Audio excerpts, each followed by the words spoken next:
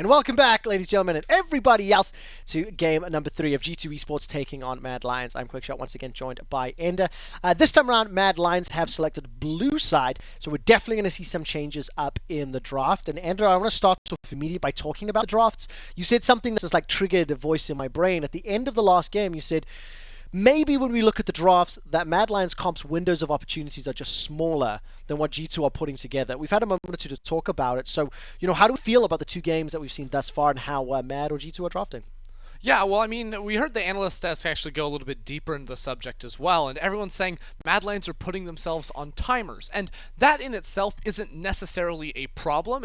You have a very clear window when you can win the game, and for Mad Lions, it's like early through mid-game, but know that if we go past 30 minutes, team fight's probably going to be really, really hard unless you build up a sizable lead. So the problem with Mad Lions is that while they are making a lot of good moves early on, is that they keep stumbling, Orome getting caught out or going for plays that seems super silly, the bot lane overextending, getting punished. Whenever you are on a timer and you start giving away random free kills, then all of a sudden your window to actually win, your window to actually get something done shrinks so much, and that's what has to get changed. You have to stop making those mistakes, or you need to give yourself more freedom in the draft. Well, talking about timers, just so you know, the first game was around 30-minute victory, the second game 26-minute victory. We're on track for a G2 versus OG record. If this game is another stomp, it could be 2 of the quickest BO3s in European history. Now, I don't want to get too far ahead of myself. We need to see what happens in the draft. We need to see what happens in-game. But just let's do the math. Now, blue side, Mad Lions. Pantheon, Yuumi, and Aphelios have been removed from the pool. On the other side, Kalista and Syndra. So Senna is the third final ban as early on that I was missing. So the thing is that in the previous best of 5 these 2 teams played, Senna was always banned on red side. So even though Mad Lions prefer red themselves, because they feel like they need 4 bans almost, by opting into moving over towards the blue side, it means they can force G2 into banning that Senna. Now, they mix things up a little bit. They banned the Aphelios themselves, which surprises me because I would have assumed Carzzy would have loved to pick that up for himself. And instead, Prio on this set goes through the roof. Now, Orome can play this in the top lane, but also Kaiser has been a big fan of this down bot side. We know that teams love to pair it alongside the Syndra, but that's been banned. We also saw Mad Lions bot lane pair it next to an Ezreal too. So Mad Lions aren't trying to reveal too much with the opening of this draft, but you can already see that G2 are looking for the 5v5s like they've been looking for all game long. Yeah, and there you go. There's the Ezreal that you talked about as well a moment or 2 ago. Figure out what else is going to be around this mid lane. I do not anticipate that to be the Ahri. But if I look at the previous drafts as well, there was fairly high priority. LeBlanc is something that I would consider here. Lee Sin, please. Lee Sin, yes, 100% right. No. Okay, so Humanoid draws so many bans on this LeBlanc, but we've already seen him rocket into the Azir, which, hey, can be a nice matchup, right? You can look for picks, there's 2 champions that do very different things. But when I've been watching these first 2 games from Mad Lions, the only thing that has been consistently working for them is Shadow, and it was in that game too on the Lee Sin. So now it's going to be an Olaf and a Lee Sin ban, and then he's relegated to maybe a Rek'Sai that got banned out in game number 1. But regardless, Lee Sin is without a doubt his best champion, and I can't believe Mad Lions are not putting him on it again. And I guess the question you have to ask yourself is why, right? Why are they doing that? Are they prioing the LeBlanc for Humanoid because it's going to give him a stronger performance than, let's say, the Kiana? What does it do for the champion pool that PERKZ has to run into it? Obviously, we saw the Gragas have been locked in previously, and PERKZ's reply is Yasuo. So, obviously, we're going to have that Yasuo-Gragas combination with MF down in the bottom lane for caps, I would imagine. That PERKZ will be running that Yasuo. I'm still waiting for the one day that they pull the Swift Swap back. Anyways, hasn't happened yet. And then over on the other side, Aatrox is going to be the ban here for the Mad Lions. Let's see what their last one will be. Both junglers removed from the pool, so we have to start theorizing. What is the top lane champion going to be that Wunder wants to play?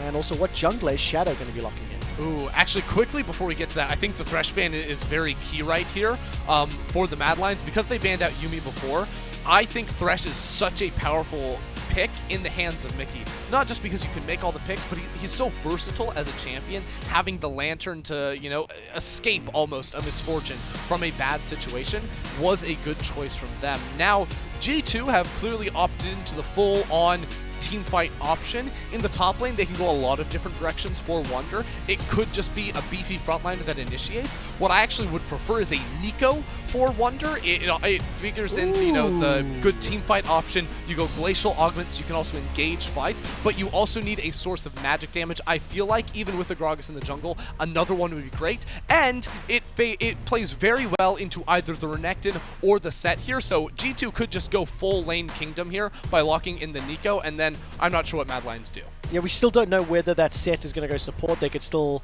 play another one. Oh, it is going to go support most likely. Let's see what the jungle's going to be. Come on, give me Diana. That would be fun. We'll give it a moment or two to figure it out. Of course, one of the other options that I am thinking about that we haven't seen at all today is the Ornn.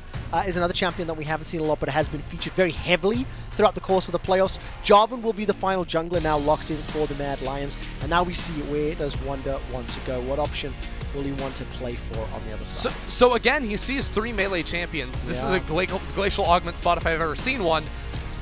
Give me the Nico. You know you want to play the Nico, Wunder.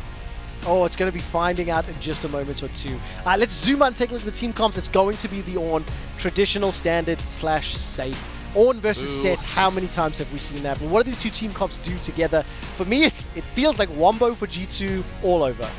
So, G2, again, yeah, you can say Wombo combo. It's the easiest composition you'll ever have to read looking at those 5 champs. For Mad Lions, though, we have to zoom in once again because they have put themselves on a timer once more, right? Jarvan LeBlanc looking to control around that mid lane. Orome back on his Renekton that he drew so many bans in their previous series on. They have the picks to be able to win out in lane, to be able to play through 1 and 2 items, but they have to stop making mistakes because if they do start handing free kills over to G2, we are looking at a 3-0. So Mad Lions need to tidy up their play and come in with a plan, come in with a clear attack, and then just maybe they can fight back. I mean, they have to show us something. We've seen some poor individual performances, but as a team, the way that they are moving, the places that they are looking has felt pretty good. But there is a lot of experience difference between these players. I mentioned in the previous game that I felt this could be the highest stakes game that these 4 or 5 of these players at least have ever played. A lot of people watching from home and it's going up against G2. The added pressure of the fact that G2 seem to be playing very, very clean. A return to form. We're going to game 3 of G2 versus Mad.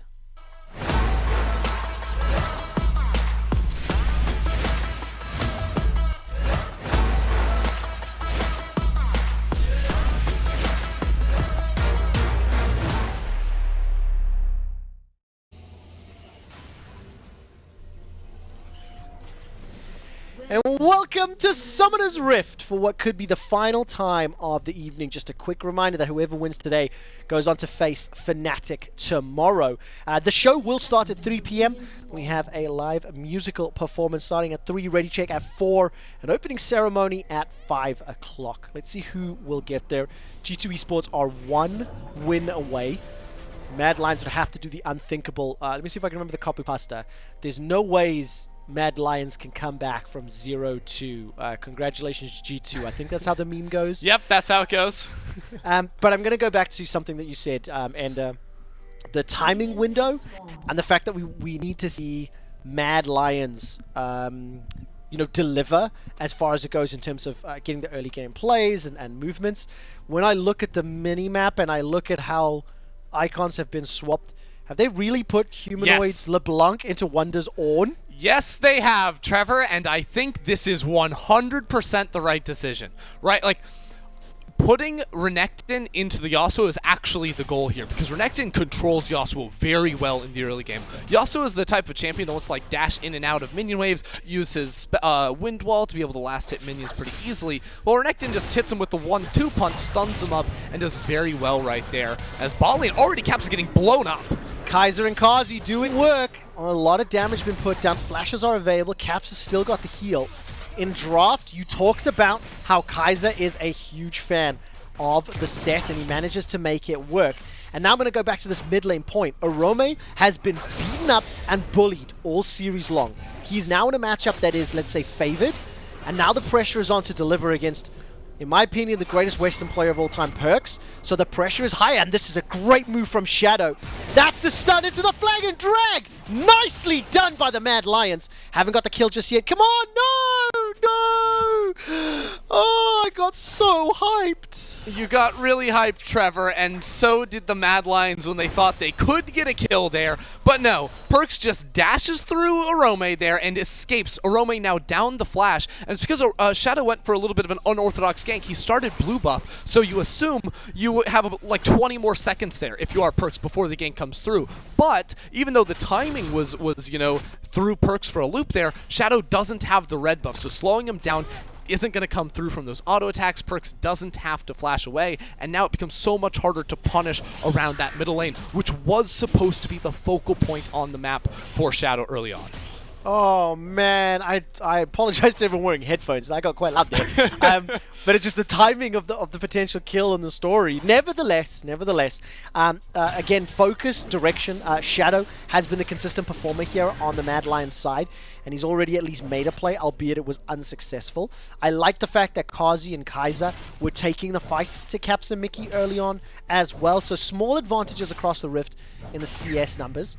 And Shadow is looking for another potential option. Remember, no flash on Caps, and he manages to get that ward inside the river bush as Mikyx will fly away to safety. Kaiser pulls him back with a quick punch and no further damage. Yeah, so quick spoiler for everyone watching at home, we're going to be very focused on the Mad Lions in this early game because they're the ones that need to make things happen. Right now you can already see the wave is pushing in towards Carzzy. He's allowing it to sit here, so Jankos is here to try and break the freeze, but Shadow is waiting in the wings and Mikyx is quite low. No flash on Caps also. Also, Humanoid backed away from Wunder the moment the play started. The flag and drag lands. 1, 2, 3 teleports in the bottom lane. Caps goes down. First blood to Carzzy. He gets himself another. That's a third for the Mad Lions. And they build up 1,000 gold lead already. 2,000 already at 4 minutes. There you go, Trevor. You know, we heard Medius talk about it at the start of the day. Mad Lions know how to execute on these teleport plays, and they teleport a top lane LeBlanc down too, because why not? They're able to find the punish there, and some damage onto Jankos, who has to flash away. Carzzy's going crazy under the tower, and he finds the trade kills just an execute as well. They're getting everything. Unbelievable 4-0 ender, and they are showing up.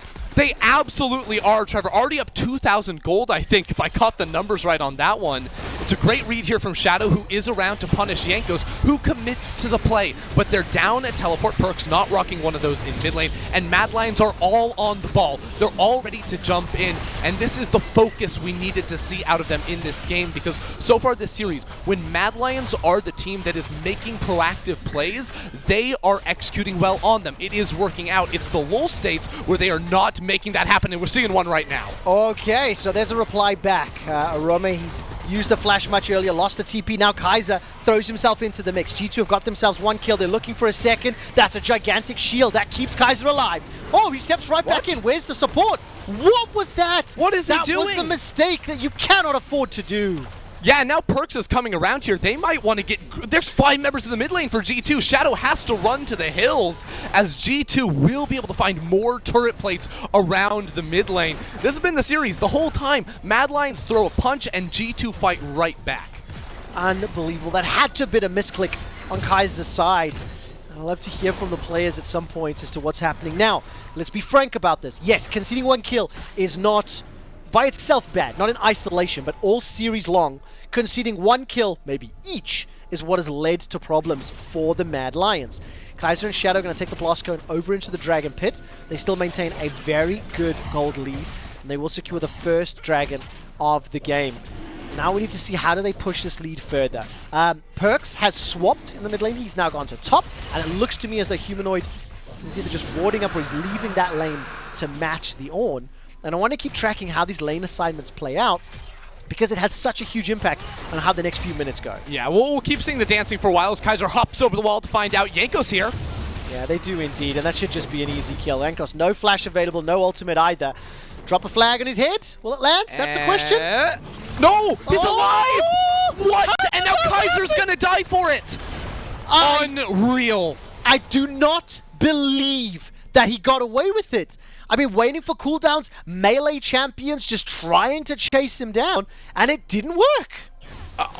Kaiser has to be fuming after a play like that, right? Like, they did everything right, They just couldn't finish off the kill in the end right there. And then they chase down. They get a little bit greedy. This is the aggressive play that ends up getting punished. And then Carzzy sitting bot lane with 3 kills, doesn't have a support for a while. He's in the 1v2. So Mad Lions are giving up kills in this window when they should be ahead. And this is what we're saying. The window starts shrinking as soon as you start donating over to the enemy team. One more time, because at the start it's very nice. Looks like Jankos healed for a little bit of extra HP, and I can't help but feel like the red smite came down from Shadow after he auto-attacked. He would have had the burn damage had that come down sooner. That's a kill onto Jankos. That means Kaiser's able to walk it on out of there. But because that doesn't come through, Kaiser keeps running forward, thinks he's helping, he's not, and now they get punished. Now G2 coming back off of the map are going to swap out of the bot lane. There's no Drake down towards bot side. Rift Herald has just spawned, and they are the ones now on the attack. Alright, Humanoid's got flash available to him. Kaiser's making his way up, but there's just 4 members of G2 Esports going for the dive. If any of the CC can get interrupted, the knockup doesn't happen, but look, easy catch onto Kaiser. He steps into enemy territory. Now it's a 3 versus 4, but Mad Lions are split. Cataclysm comes down as Carzzy rocks up to the fight. The Cataclysm locked him out. It's a 1-for-1 trade as Kaiser and Caps go down. And now all of a sudden G2 are escaping, but that 2,000 gold lead at 4 minutes is now 1,000 gold lead at 8 minutes. And at least 2 of those kills that G2 have secured have been somewhat gifted to them.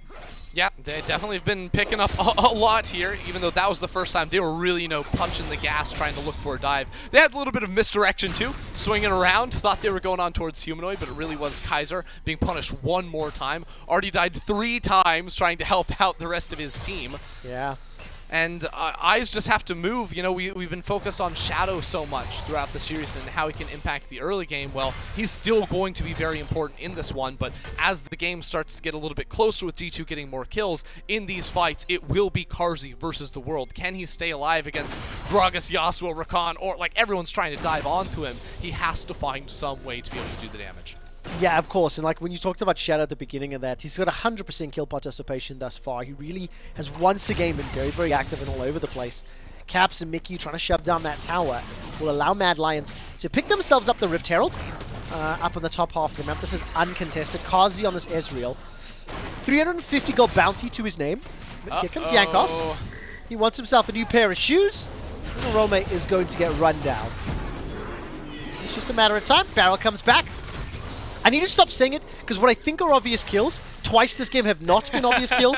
And if that Gragas barrel didn't knock her over the right direction, I would have had egg on my face once again. So yeah, I'll work on that one, as Humanoid is now trading a little bit with Wunder. If he can get the knockup, maybe there'll be a little bit more help from Call of the Forge God. Not going to work out just yet. And PERKZ on this Yasuo is just farming himself up. He hasn't really been too involved this game. Previous games have been under a little bit more pressure, but the lane shenanigans obviously helping out for that too. Yeah, PERKZ is just, you know, holding off until tomorrow. That's when he'll really start to care. For now, it's just been about the farm game when he's been putting a couple of tough matchups so far in this one. A lot of jungle attention been thrown his way too, but got to finish this one off first. And Mad Lions are doing well to stay ahead in the gold, even after Orome gets punished down bot side. Like, they did take the Rift Herald once again, but it's so frustrating too, because I feel like for so much of the game, Mad Lions are doing the right thing. You know, I was hinting at this earlier where when they are the ones being proactive, they execute instantly, they're super decisive, make what's happen, and they win out. And that's how they're getting these leads. But then when the play slows down, when they're not saying, hey, let's do this thing next, when they're just falling back into regular farming patterns, that's where Orome is starting to play weak side. That's where, you know, he's bot side, he knows the dive is coming, he knows he doesn't have support, and he gets punished. These things must stop, because the next 10 minutes are going to make or break the game for Mad Lions. If this lead does not extend, if this lead shrinks at all, that is where G2 are going to slip right on past them and look to close out.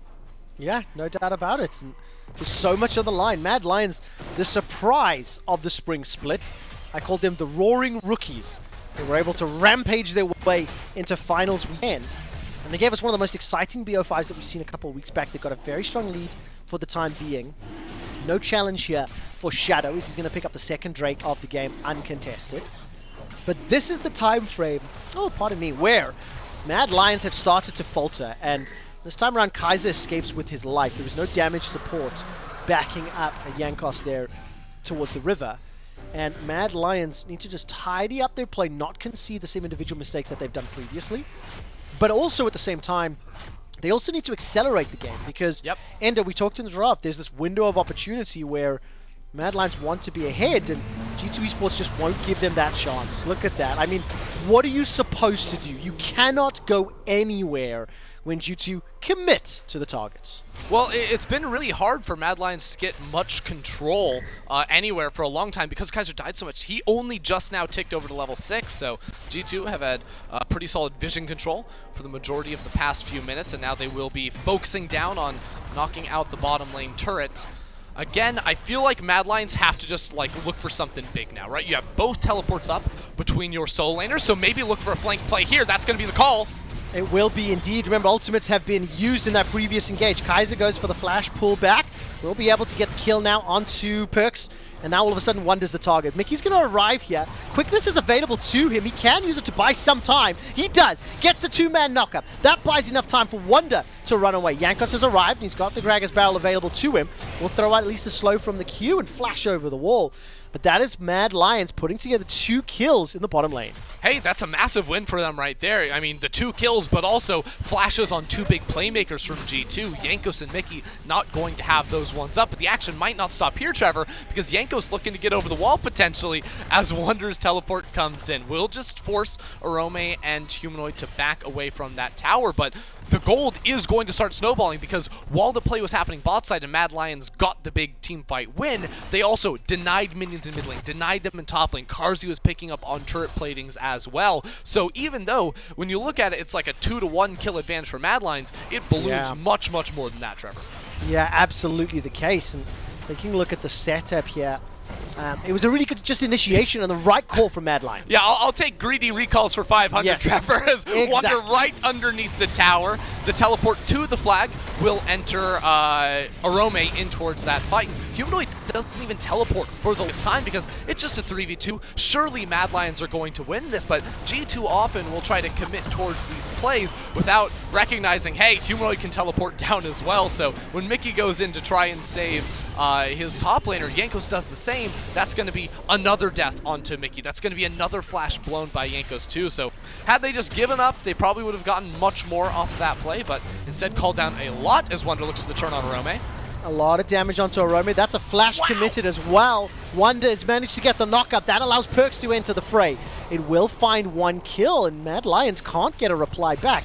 2,000 gold lead still for the Mad Lions at 15 minutes. The kill score is even. The tower score is even. And Shadow gets dunked down into Caps. He's holding onto his flash for now.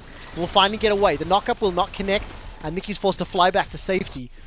But it is still Mad Lions maintaining control as well as now the tower advantage. And you're looking through the itemization coming through. 1 big ticket item pretty much across the board for Mad Lions, whereas G2 Esports are still trying to build their way up. I think Phantom Dancer and the Sunfire Cape were just picked up there on the G2 squad side. Yeah, so I actually, I do want to talk about the play there from Shadow as he jumped onto Caps and forced his flash. It looks a little silly in isolation, right? Like, obviously, they weren't going to get a kill there. Like, Caps was just going to trade the flash. But it's super important, 1.5 minutes out from the 3rd Drake of the game spawning. Mad Lions are in a position where they need to push the limit. They want to get on towards Soul Point. That means they need to secure this Cloud Drake. So now, Caps not having a flash, Wunder not having a flash, Jankos, Mikyx, everyone missing them from G2 minus PERKZ, that gives them the ability to execute in the 5v5 and to target to punch out unless Orome just gets picked. Oh my words! Just destroyed. Couldn't go anywhere. Locked against the wall. And unfortunate for Orome, that one was just G2 waiting in the right place. He gets punished. Now G2 Esports have the kill lead. And Mad Lions need to find a way to get back control. I think we do have a pause. That's what I'm reading this as. Yeah, that surprised me, so I don't have my jacket on. Welcome back. I saw the note. I saw the note, Trevor. I win this time around. Oh, no. There are so many tabs open. I saw the pause. I looked over and I'm like, okay, I'm not ready for this. It's fine. Yes. We'll tidy this up behind me in a second. It's okay. You're having wardrobe issues, Trevor. I'm being told G2 are having some internet issues at the moment. So well, I don't know if their provider's trying to even the series or something, but we'll wait that one out for the time being. Let's summarize the state of the game so far, because Mad Lions have consistently been able to pull ahead throughout the course of the series. In this game, they've conceded a few kills, but it is looking a little cleaner to my much less trained eyes. What's your take so far? So I would say yes and no. I don't think the game is looking cleaner from them. I think Orome is still making a lot of mistakes in side lanes and getting picked off. Vision control is also a bit in disarray for Mad Lions at the moment. But I will say their wins have been much bigger wins. So that's why we're actually seeing them build up a larger advantage, is because like the team fight down in the bot lane, that was a massive victory for them. They got a lot of turret plates off of the back of that, as well as those kills. So the lead is bigger for them, and that gives me more hope for them going into this crucial fight coming up in about 45 seconds after we resume the gameplay, of course. Yes. Because that is going to be very pivotal for them. If they lose this fight, that's going to shape the rest of this game. They only have a couple more big fights left in them before it's going to start to get out of hand, assuming the game stays close. Well, if you guys are just joining us, we are paused. G2 Esports versus Mad Lions is in game number 3. G2 have won the 2 previous games, ending extremely confidently, but it's been a little bit back and forth throughout the course of the early games. This is obviously one of the difficult situations about broadcasting from home. We are reliant on external factors. We have much less control over a lot of the situations. So G2 Esports are currently exploring and working through whatever the internet issues that they have reported to our league officials. And it'll give me a moment just to say thank you to everybody supporting and watching. Like, I feel bad for the players not being in a stadium, not being surrounded by thousands of fans. This is the first time it's ever happened, and it's just definitely a heartfelt thanks for myself and everybody on the LEC team and everyone behind the cameras as well. It's a challenge, and it's one that has proven a bumpy road over the past few weeks.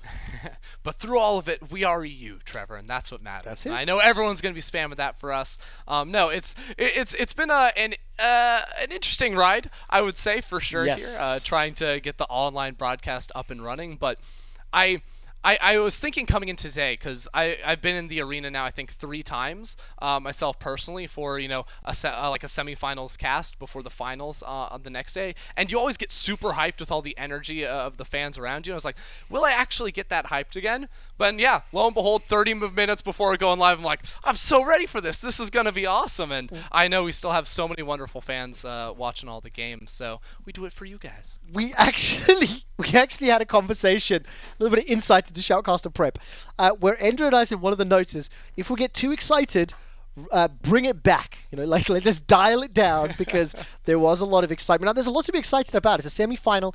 Of course, the winner goes on to face Fnatic tomorrow, and right now that is looking very, very likely to be G2 Esports. But imagine the story if Mad Lions were to reverse sweep. Not only would the reverse sweep be epic in itself, but to take down G2 Esports twice in a single playoff bracket. No team has ever done that before. Not even FPX could beat them twice. Because there's not the ability to do it twice in a bracket, my friend, regardless of the fact your statement is true. But yes, we obviously are still in a technical pause for the time being, and I'm trying to see if there's any updates from the production crew. Not just yet. So you will have to stick with Ender and I as we continue to talk through things. Let's go back on screen just for a moment or two. 45 seconds until the Cloud Drake.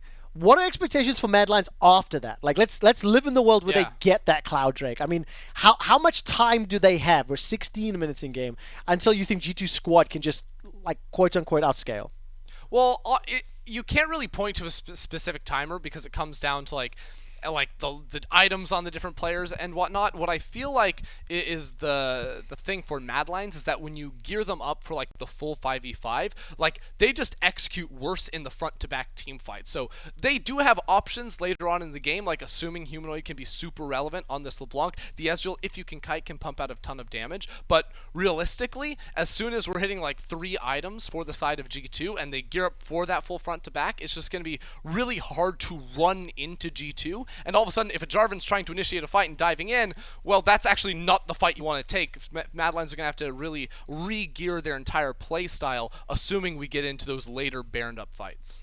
Yeah, absolutely. And we need to see whether or not Mad Lions can play cleanly. One of the big takeaways from this game is something that my personal opinion is something to do with the fact that they are rookie players, younger players. We've seen a number of individual mistakes that is just punished. And G2 has got the experience and the caliber, the quality of players to punish.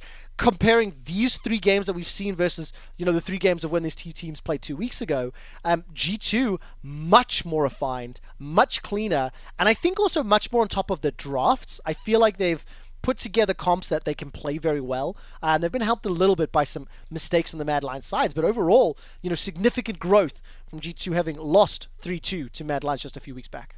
No, absolutely, and I feel like when we saw G2 in the first matchup against Mad Lions, it didn't feel like they were fully prepared, right? Constantly trying to change up what they were going for in the drafts. In this series, it's been very much get the team fights, get the scaling insurance. We're confident that we can make the right moves to actually get to that point. And it's not like they're drafting comps that don't have early game options. You see them making a lot of proactive plays themselves. So for this team, it really is a different look for them, and they need this statement win after seeing Mad Lions lose 0-3 to Fnatic just last week. Well, now they're saying, hey, we need to smash these guys if people are going to give us a shot tomorrow. God, it's absolutely the case. Well, let's see what happens as we are back into game. Thank you again for sticking with us through everything that has happened in the world and in the LEC.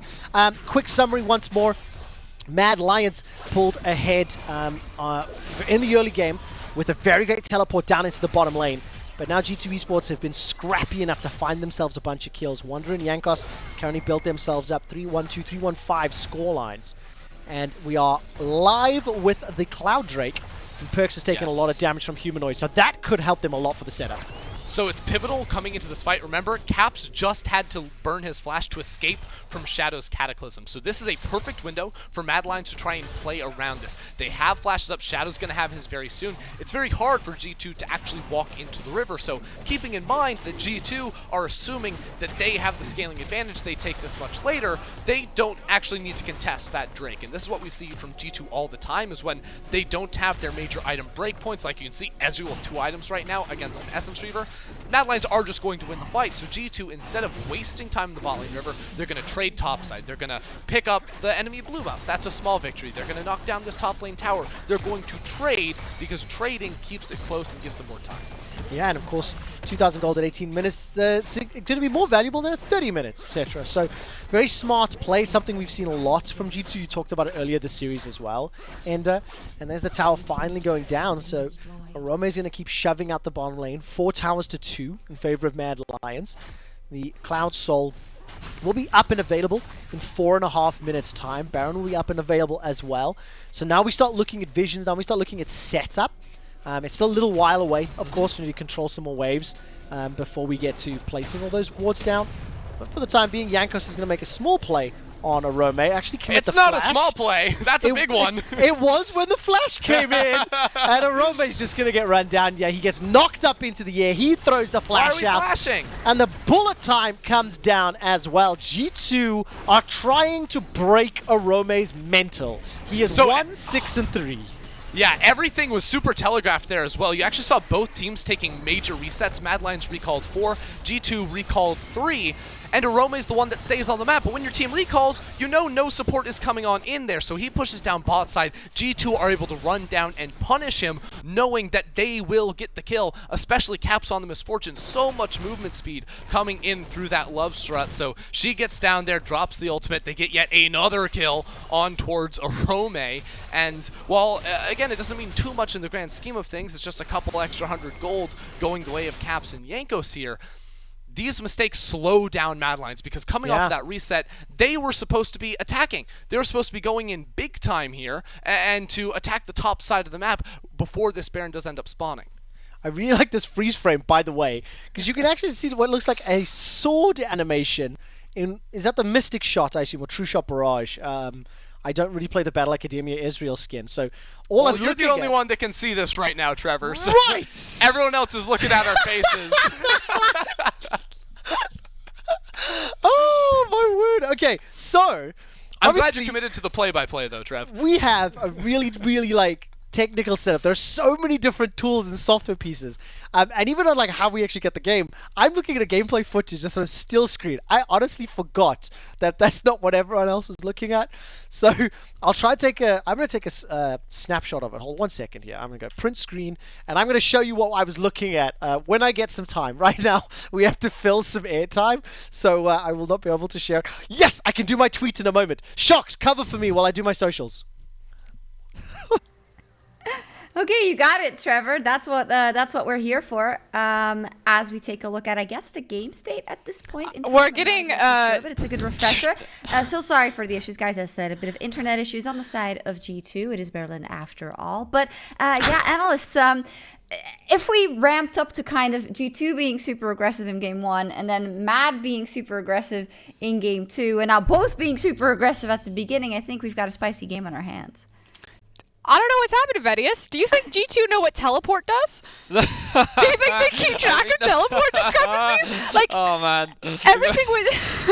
Vedius and I actually walked into the room next to each other and we were watching the game and we just looked at each other. We're like, they know that they have teleport advantage. Like, G2 and Mad Lions looked at that bot lane gank and they're like, we can go for this. Like, everyone knew everyone was there and they decided to do it anyway. And then they lost so hard with TP disadvantage and all the kills going on Carzzy.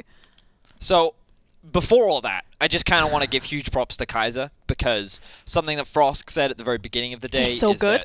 that Shadow is largely very good thanks to what Kaiser can do for him. And I think today we got to see, like, Shadow as an individual and like how he impacts the game, but in this game we got to see a lot of what Kaiser can do, especially when he gets his hands on champions like Set. And he put so much pressure down in that 2v2 by himself that it made Carzzy's laning phase very easy, and it set up the play for later on. Him being hyper aggressive, him going for that level of aggression, means that the TP plays that then come down later are then what set up Mad to get 3 kills onto this Ezreal and really give them so much control over the rest of the game moving forward. Yeah, you could say that it's kind of different players coming online as the series progresses, and you can, of course, assume that there's a fair bit of nerves involved in that first game. Of course, I don't want to put anything on them. They'll have to say if that was the case or not. But you see, Shadow really coming online, and I wasn't that impressed with the bot lane, I have to say, in the first 2 games, but now Kaiser has some better moments. But will it be enough is the big question, right? Because we see all the teleports being played, and then sometimes it's still getting countered by G2, and there is a gold lead, but you're still inclined to say, well, you're going to have to play it out pretty well in the rest of the game to get this closed out. So what are your expectations for how this will progress? Well, I do think that right now, Mad is in a great position in terms of how much control they have over the map. I believe they've taken the tier 2 in both the top tower and the mid tower, which then gives them a lot more access to start setting up vision in the topside enemy jungle, and they can start playing for Baron. I think their actual Baron take is not going to be the priority. It's going to be looking for picks, looking to try and catch G2 off guard. They do have things like Ornn that can be used to face check, but basically what I think Mad wants to do is use the strength of, well, LeBlanc, because Renekton isn't that powerful, to generate pressure on a side lane, and then try and control areas of the map and force G2 to face check into them. And if they can find those picks, that's then how they can snowball that into a Baron, and then they can really look to try and close out the game from there. Yeah, that's the really unfortunate thing, because you look at Mad Lions' composition, Renekton, J4, LeBlanc, Ezreal, and Set. And because Renekton has fallen so far behind, they no longer have the same side lane advantage that they could have had. Like Renekton in a Yasuo matchup, especially on a breakpoint like Blade of the Ruined King, Orome can't really execute on it. And on the other side, you now have a really fed Ornn on the side of G2, and he's actually just unkillable here. So if this was like a super even game state, and you were on initial item breakpoints, and Renekton wasn't, I think, like 1-5 at this point, Mad could start to split up the map, could really start to abuse certain lane assignments. But because Ornn is unkillable, and Renekton actually probably can't 1v1 the Yasuo like he would be able to do on Blade of the Ruined King, I think it really stalls out, and we're going to start testing Mad's decision making, seeing if they can kind of overcome these lane assignments, if they can problem solve for the game, or if G2 are actually going to start to slip back into the game now with some of their scaling options, knowing that Mad don't have such a straightforward way to play the map. That's a 1-6 Renekton so far. That's not great. Frosk, I am hearing from you. You are leaning more towards giving G2 more of a possibility to come back into this game.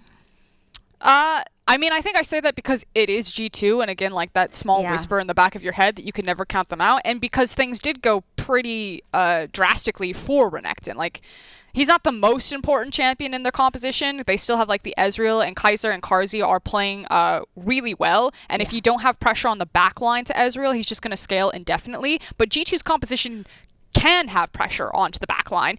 You can catch him out with Cask and Yasuo, so if he isn't paying attention on best behavior, you can try to lock him down. Again, Ornn is unkillable, so I still think that Carzzy has his work cut out for him. He has the tools on a champion like Ezreal that maybe if he dodges around the bullet time, dodges around the Cask, dodges around the Yasuo ultimate and the Ornn ultimate, yeah, he could clean up the back half of a fight, but you have to dodge around all of that when you don't really have a tank line in front of you.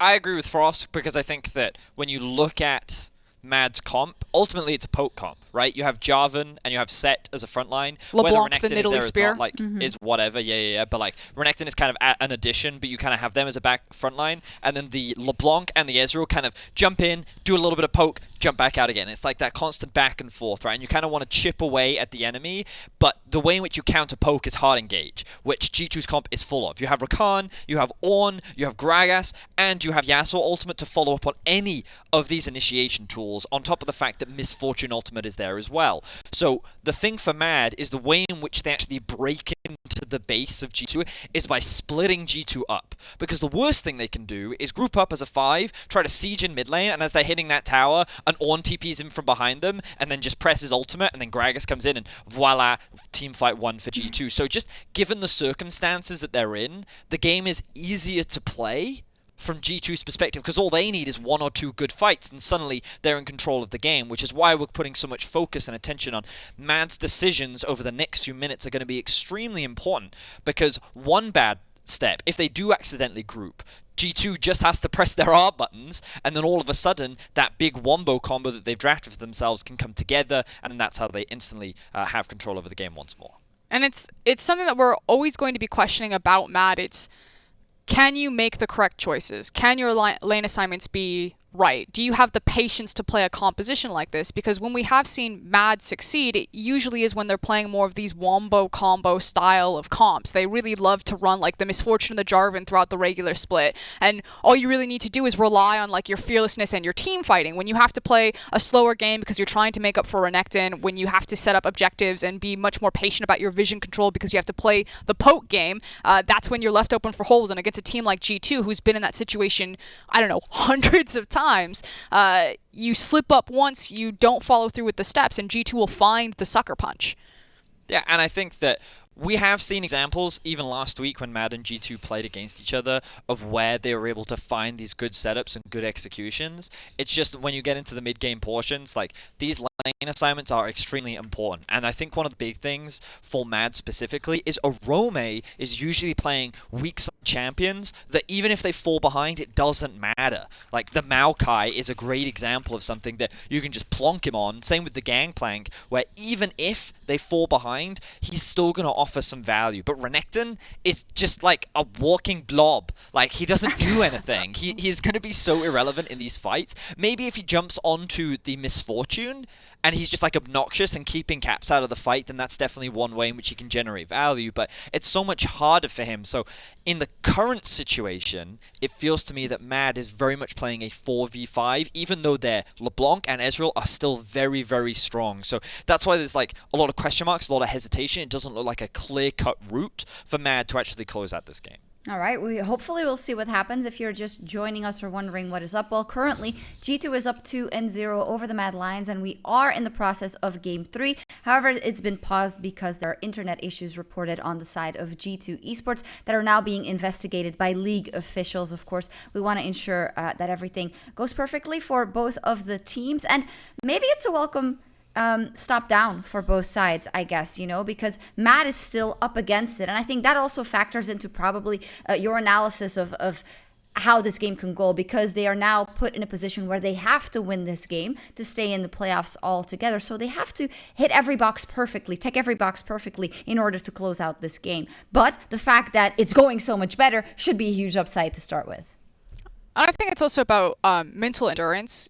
Trevor and Ender were talking about how it felt like G2 were trying to break Orome, like constantly ganking him. And it's something that we don't necessarily really get to talk about as much on Cast or on Analyst Desk, because a lot of it is based off of assumption, but we've all played League of Legends and we've all had those games where someone's like camping us, or we're like 1-6 and just like, just let me play the game, like come on, and like that does impact. And that also happens at the professional scene. I know that when I've worked on teams in the past, as soon as I figured out who the shot caller was for the enemy team, I'm like, you're camping his lane, you're putting him down, because if you put down the shot caller, then they're slower to react. And part of that endurance game is not just the tilt that you can face in game, but the tilt that you can face out of game. And so in scenarios like this, it comes down to discipline and that mental endurance of, okay, we're waiting through a pause after all the checks, reset, take a deep breath, and hit the ground running.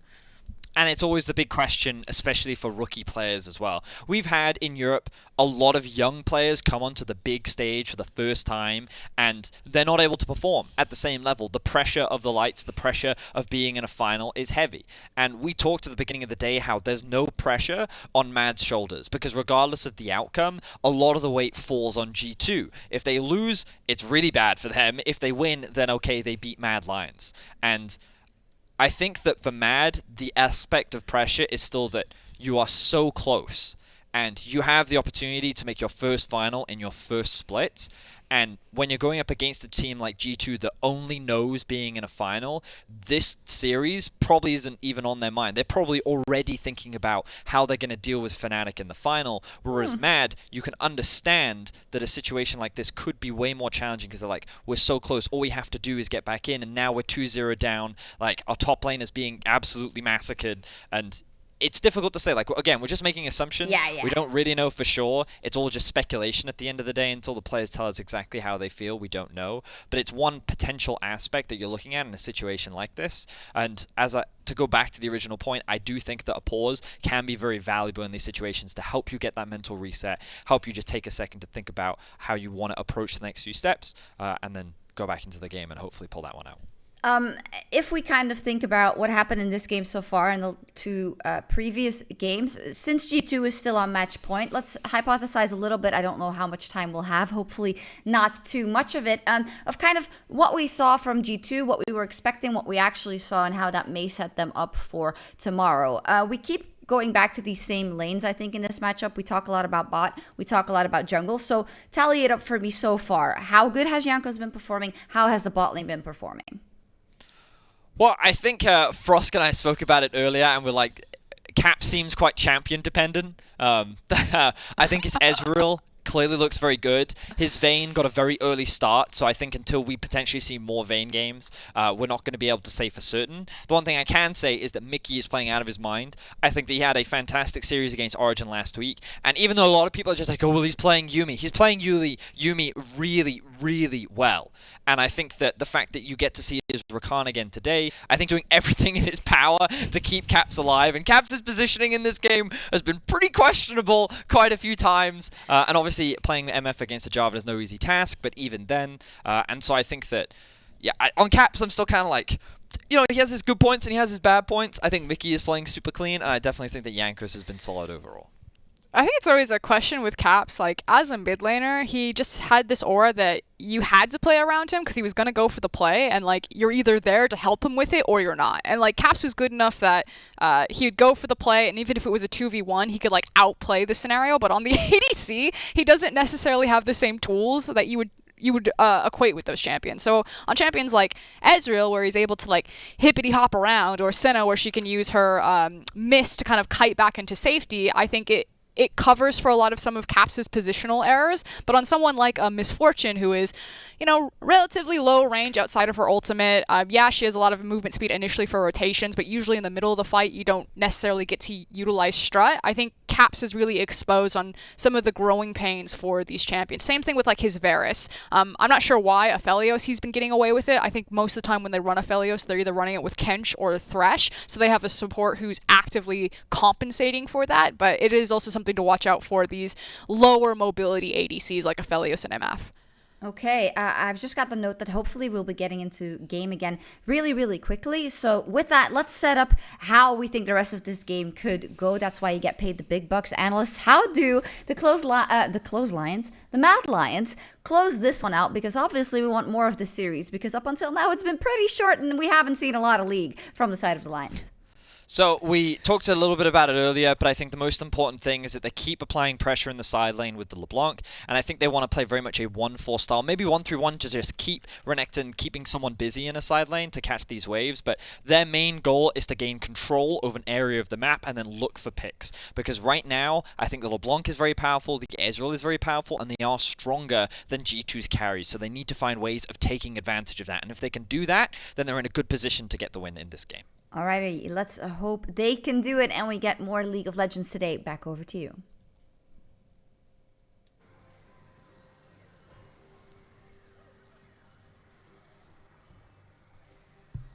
Are so amazingly highlighting it. Unfortunately, we're like one frame further forward. The previous frame had a sword, I swear, and I think the production team has just trolled me. I have photographic evidence on my Twitter. If you go to @RightQuickshot, you can go see the proof. I think they trolled me, Ender. I mean, I think you trolled yourself, if I'm going to be honest. I don't know why you were watching that feed when we were clearly back on our faces, but I'm just glad we're back in the game now. We are back. Thank you so much for bearing with us. My little momentary craziness is out. Please disregard any of the messages that you are about to see. As you may or may not know, we are playing on an enforced delay to ensure competitive integrity. As such, when we get to the points of the game when a server element like someone connecting or disconnecting or reconnecting takes place, it will just pop up, but we can just ignore it and carry on with the game. Where we're at, Mad Lions 2,000 gold up, 3 dragons up, but down in kills. And now we're looking for some hero plays to bring them back into this game. Correction, to push them further in this game. The reason I misspoke there is the belief or the understanding that G2, they've come from behind 2 games this series already, and we kind of like their team comp as time goes by. Right, the question is, like, if Mad Lions are ahead by 2,000 gold at this point, are they actually winning? Like, yes, the gold tells you that they are, but when you consider that we're very close to the Ornn upgrades coming through, to this point where you have the full AP Gragas doing so much damage out of the jungle, like, that's just going to naturally push you so much further down the scaling route than when you see a full tank Jarvan on the other side, when you see a full damage Renekton that's gone 1-6 so far in this game. Those 2 roles in particular are what are really skewing how I perceive these mid to late game team fights are going to play out. Not to mention the fact that when you look at it, G2's comp, very straightforward, very easy to execute in towards the 5v5, so that's where we say Mad Lions maybe need to get a little bit creative. They've got double teleports. Can they perhaps play the side lanes? Well, Orome can't win his 1v1, what if you sneak a Humanoid down there as well? There are ways for Mad Lions to play out the rest of this game, but I think most pivotal of all is going to be that Drake spawn in just 1 minute. Right, where's the vision around it? Thus far, G2 have got a couple of wards behind the pit, and PERKZ is starting to clear out his jungle. You can see all the backs from Mad Lions have already taken place. They've got a number of control wards in their inventory, and they are making a beeline for the Dragon Pit. So you just have to assume now that Mad Lions are going to be arguably quicker to the punch and most likely slightly better set up, but let's look at the vision. So check it out. Like, yes, they're going to be going in for this vision too, but Humanoid knows this matters a lot. He just got a sorcery elixir. He's going to look for the one-shot on Jankos right here.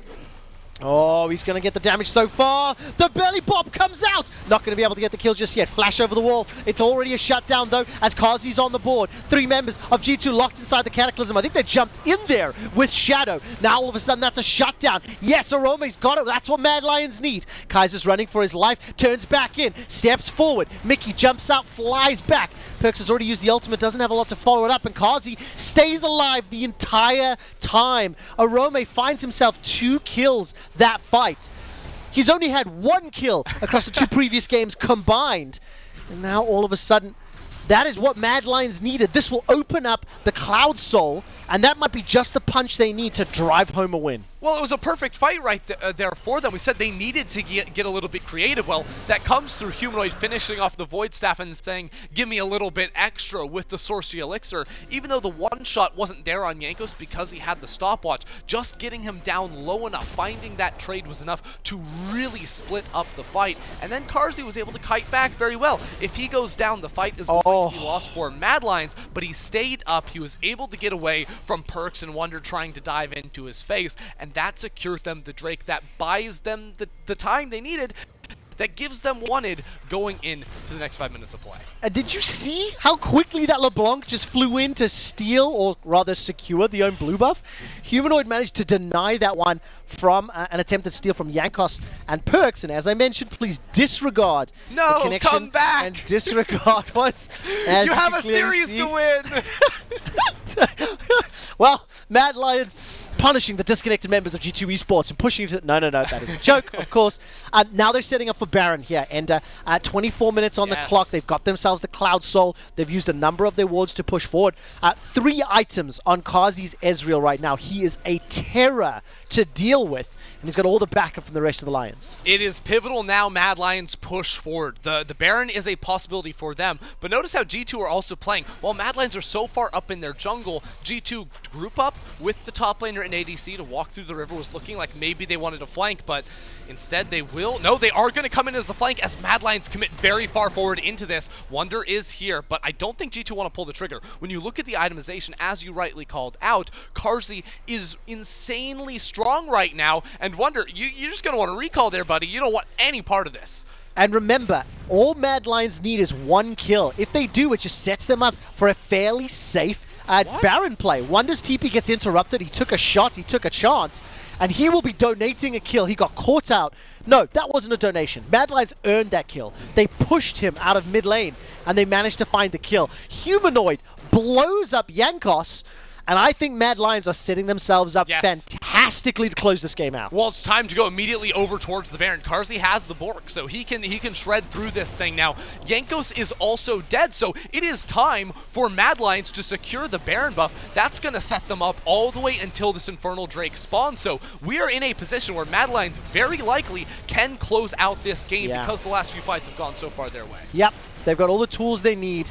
All of a sudden, G2 Esports are trying to make a play. PERKZ will get teleported on, and Orome can look to shut him down. There's the knock-up, as well as the stun dominance is ticking. PERKZ does a lot to stay alive, but it's simply not enough. Humanoid gets himself a kill onto Caps completely unaided. And of the team's 15 kills, 10 of them have been helped out by Carzzy, and 12 of them by Shadow. Shadow is the man that I've been looking at who is leading the way for performance from the Mad Lions, and Carzzy, when he has been allowed to play the game, has been a consistent performer. So it's good to see now the rest of the squad stepping up, as now they're knocking on G2's base. Yeah, they're all the way in here. It doesn't seem like Internet's the only problem G2 has, but they're going to try and turn around onto Humanoid here.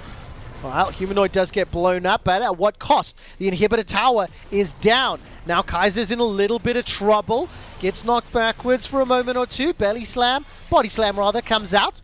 The shield buys so much time that it allows Kaiser to slam dunk Jankos down. Blast Cone comes out, and Carzzy continues to take them on a wild goose chase. He's just spitting out True Shot Barrage after True Shot Barrage.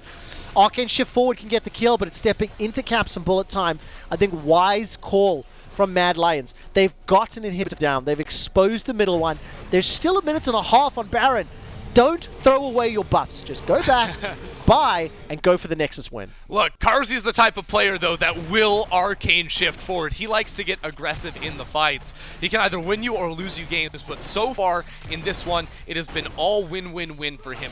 Very nicely executed throughout this one, and well, yes, a couple members were lost in the Mad Lions base attempt right there. They broke that top lane inhibitor. That one's going to be down. Mid lane is now exposed, so it is a very worthwhile trade for the Mad Lions. Having that pressure creeping up through top lane due to those super minions as the Elder Dragon is going to be spawning up gives them all the pressure they need to run their way into this jungle, put down the vision, and just clean up even more on this map, because right now Wunder is pushed way too far forward. All credits to the Mad Lions. They came into Game 3 picking themselves a team composition that had in itself a timing window. They needed to execute. They had lost 2 games in a row because of poor execution at different stages of the game. And this rookie squad, staring down the barrel of a 0-3, they find a way to build nearly a 10,000 gold lead, get Baron, get Dragon Soul, and now they're pushing into the base of G2. They have still got their backs against the wall. They need to win 2 more games if they want another shot at Fnatic. But for now, it's about killing the Nexus. I asked a doctor about the best way for Mad Lions to win the game, and he just said, kill the Nexus, bro. And that's what Mad Lions are trying to do. They're killing everything first, though, starting with the bot lane inhibitor right now. Mid lane also exposed, and G2 just can't find a fight. Wunder is going to be spawning, but they're going to be down 3 inhibitors before that even happens. This might just close it out here if they decide to pull the trigger. It feels that way. Shadow was pulling a distraction over on the western side of the base, and Shadow now comes down with the Cataclysm, the showstopper from Kaiser into a 2-man pull. Humanoid is dancing on the flanks, and so is Carzzy. Bullet Time used to try and stop the fight, but now there's a million minions pushing onto the Nexus. Mad Lions will not go down. 0-3 instead. They force us into another game, and they prove to G2 they can fight back. Get themselves a couple extra kills, pad those stats, Mad Lions, as they take down G2 1-2.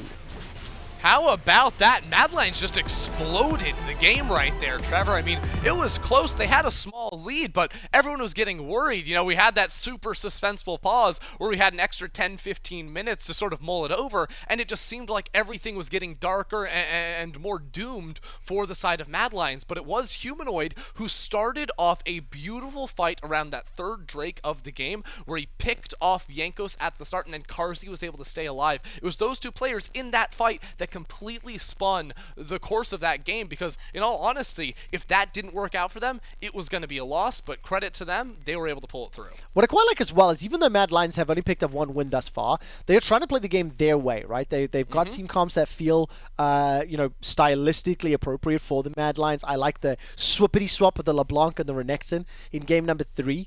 Now G2 will be the first this will be the first game that they have side selection this series, as now they have lost, so we have to find out if they're going to go blue or red and what impact that's going to have on the series overall.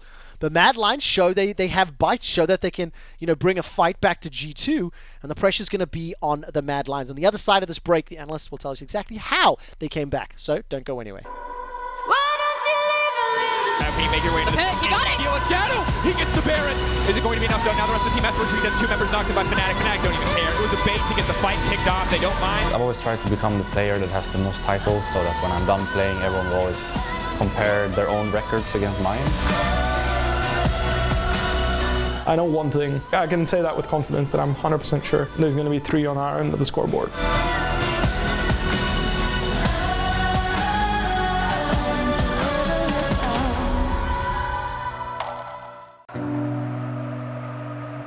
You've seen our name on the jerseys of amazing teams. Now, we are supporting one more. One that you don't see live on TV. But they are the best team in the world, and they are playing the toughest game. Maybe they're not performing in front of millions, but they are under the pressure of an entire planet. And they don't have fans cheering their names, but they have patience who will forever remember them. And they also need your help to win this game.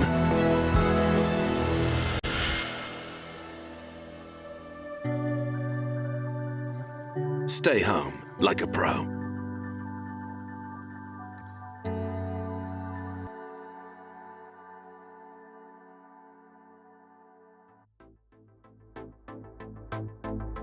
I'm feeling like it's pulling me under.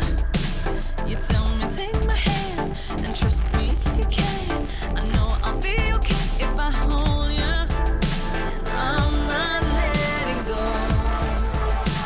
You've woken up this feeling inside me. It's opened up my eyes, this thing I cannot hide. Do anything to keep it around me, and I'm not letting go.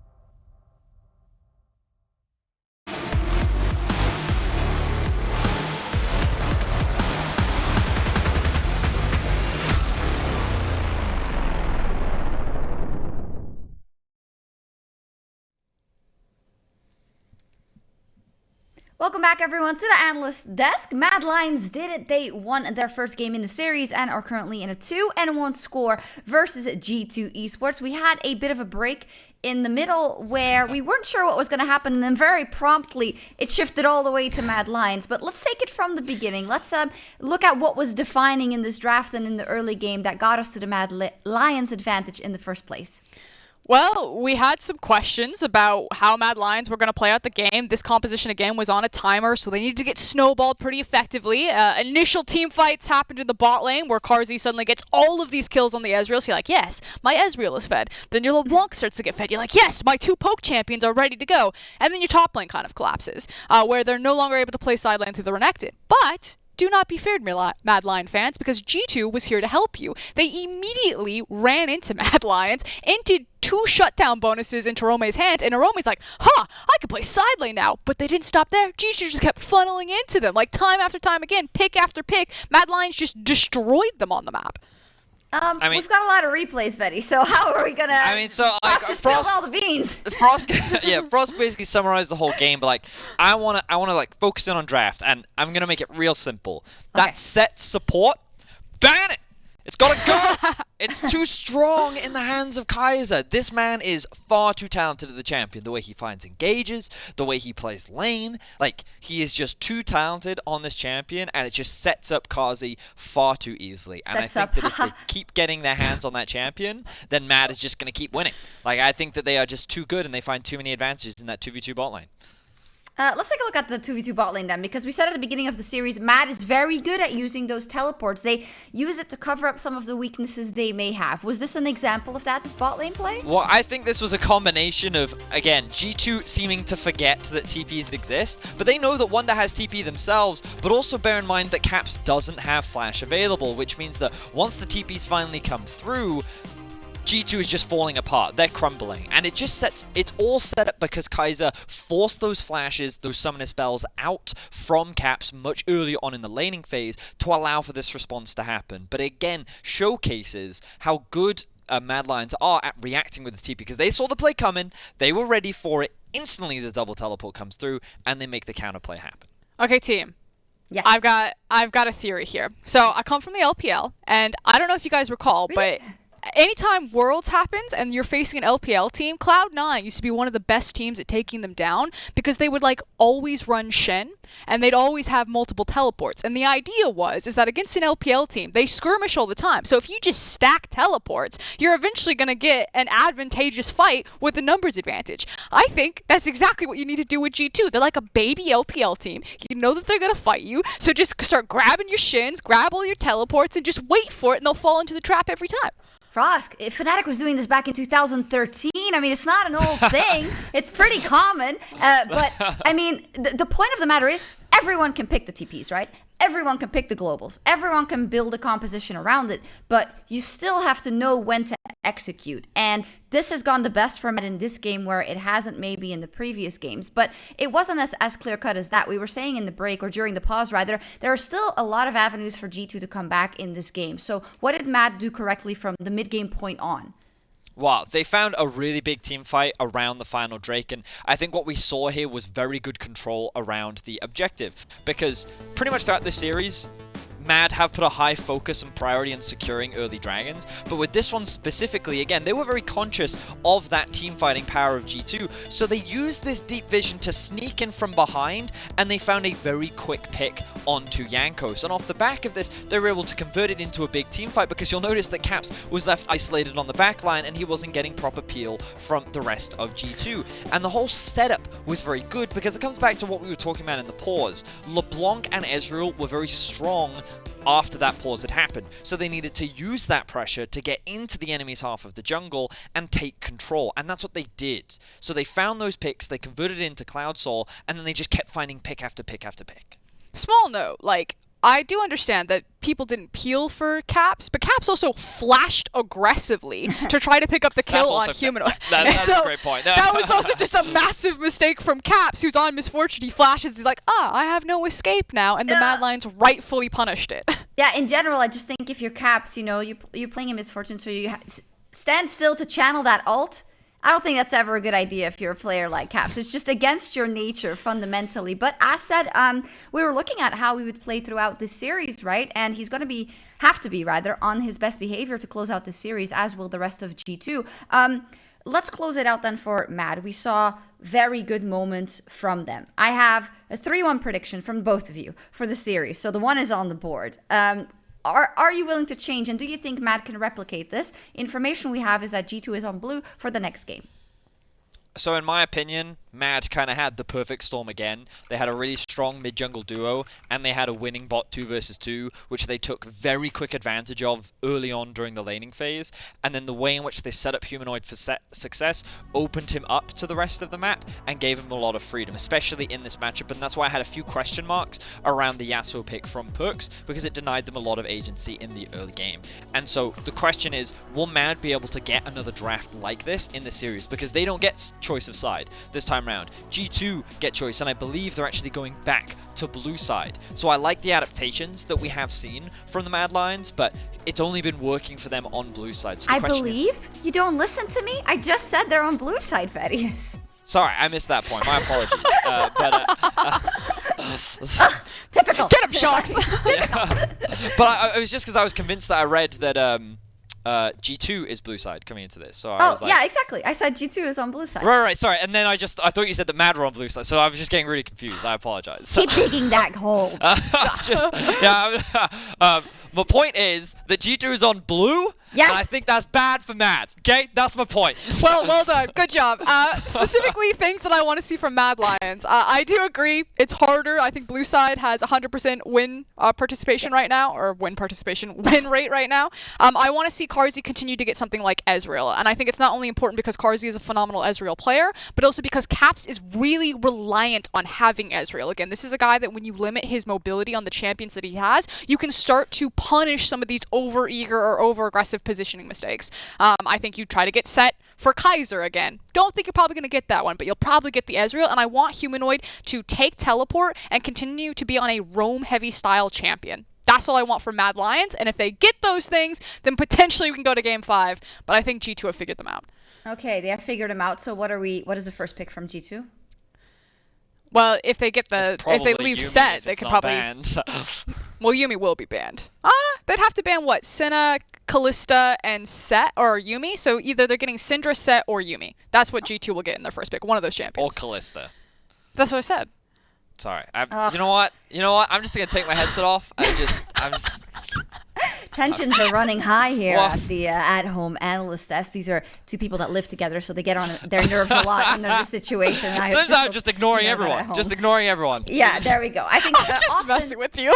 Often that is the best course of action. We're not picking on you, Vedius. Thank you for your contribution.